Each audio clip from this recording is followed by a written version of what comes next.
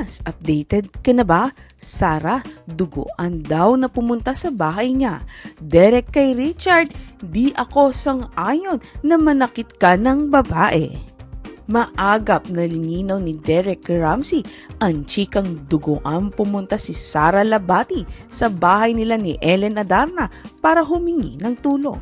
Ang chikang ito ay konektado sa kumakalat na espekulasyon na sinaktan umano ni Richard Gutierrez, ang misis na si Sara, at isa di umano sa mga dahilan ng kanilang hiwalayan. Sa panayam ni Christy Fermin kay Derek sa programang Christy Per Minute ng 1PH kahapon, ayon sa aktor ay gusto niyang linawin ng chismis na ito na kahit hindi pa itanong sa kanya. Nalaman daw nila ni Ellen na may ganitong chikang kumakalat kahapon ng umaga nang mapanood nila ito sa TV. Paglilinaw ng aktor, wala itong katotohanan. Hindi po pumunta rito si Sarang duguan. Kasi kung duguan siya pumunta rito, ako na mismo pupunta ron sa bahay nila ni Richard at kakausapin ko siya. Pahayag ni Derek. Ako, hindi ko siya kilalang masyado pero hindi ako sang-ayon na manakit ng babae. Dagdag niya. Patuloy ni Derek, kahit anong reason, kahit na i-provoke ka or anything in my books, kasi nanggaling ako dyan, kaya may pinanggagalingan tong emosyon ko eh. Ako, binubugbog na ako, lahat ginagawa sa akin, hindi ako nananakit.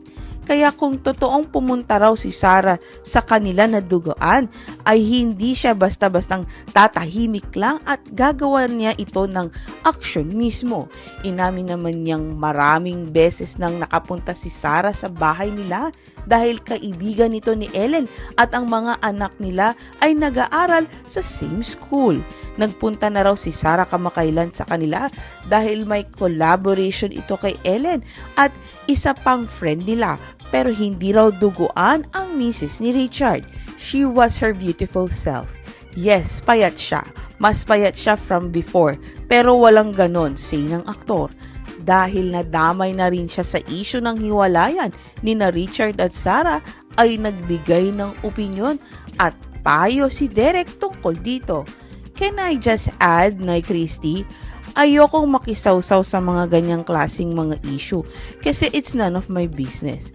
Pero nung nabanggit nga nung pangalan namin ni Ellen, I think I should express some of my feelings na this is between Richard and Sara.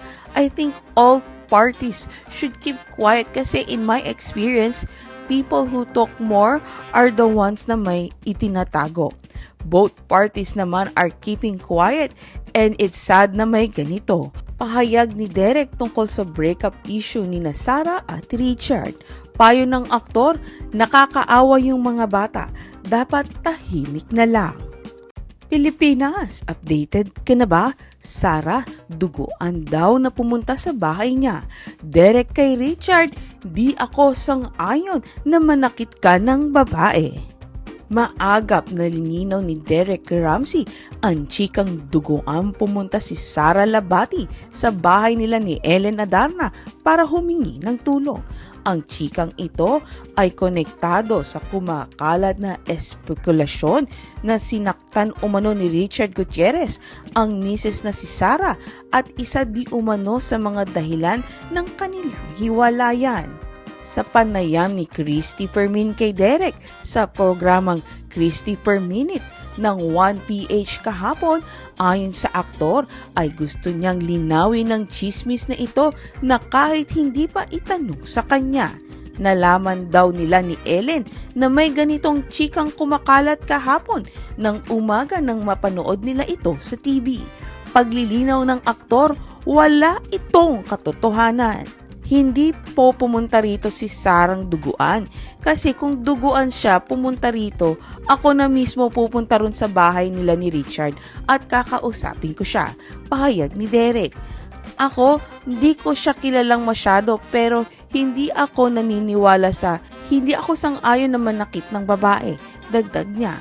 Patuloy ni Derek, kahit anong reason, kahit na i-provoke ka or anything in my books, Kasi nanggaling ako dyan, kaya may pinanggagalingan tong emosyon ko eh. Ako, binubugbog na ako, lahat ginagawa sa akin, hindi ako nananakit. Kaya kung totoong pumunta raw si Sarah sa kanila na duguan, ay hindi siya basta-bastang tatahimik lang at gagawa niya ito ng aksyon mismo. Inamin naman niyang maraming beses nang nakapunta si Sarah sa bahay nila dahil kaibigan nito ni Ellen at ang mga anak nila ay nag-aaral sa same school. Nagpunta na raw si Sarah kamakailan sa kanila dahil may collaboration ito kay Ellen at isa pang friend nila. Pero hindi raw duguan ang misis ni Richard. She was her beautiful self. Yes, payat siya. Mas payat siya from before. Pero walang ganon, say ng aktor. Dahil nadamay na rin siya sa issue ng hiwalayan ni na Richard at Sarah, ay nagbigay ng opinyon at payo si Derek tungkol dito. Can I just add, Nay Christy? Ayokong makisawsaw sa mga ganyang klaseng mga issue kasi it's none of my business.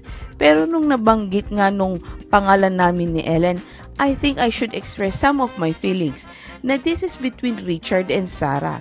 I think all parties should keep quiet kasi in my experience, people who talk more are the ones na may itinatago.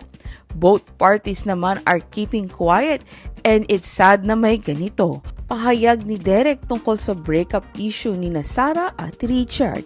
Payo ng aktor, nakakaawa yung mga bata. Dapat tahimik na lang.